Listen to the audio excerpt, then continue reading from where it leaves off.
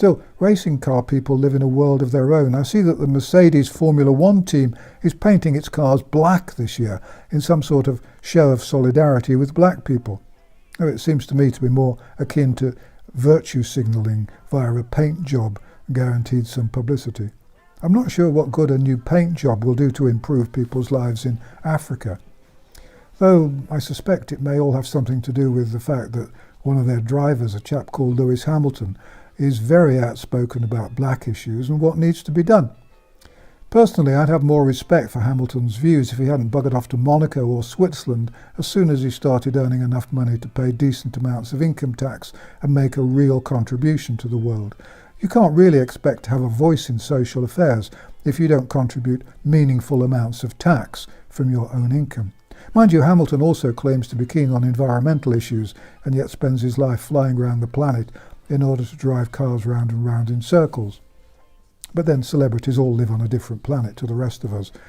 In my view, Hamilton would gain a little more admiration and respect if he gave half his annual salary to poor people in Africa in lieu of paying British income tax. And of course, there's the global reset, which basically means allowing a bunch of bossy fascists to decide what's good for us, what we should eat, what we should do with our lives, and in due course, what we should think and what we should believe in. There's a war going on for control of our world, our lives, our minds, our souls, and our destiny.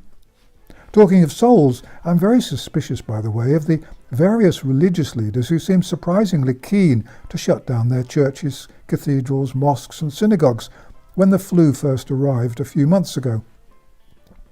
Why did they not feel that their congregations might need a little solace at a time like this?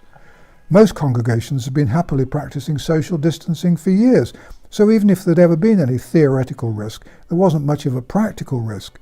Was it just simple cowardice and irreligious self-preservation which led to the betrayal of millions in their time of need? Or were they helping to soften us up for a new world in which traditional religion is considered inappropriate and possibly even illegal? We aren't going to be allowed to have any choice in these matters because the unelected folk, most of whom none of us had ever heard of before, know better than we do what we want.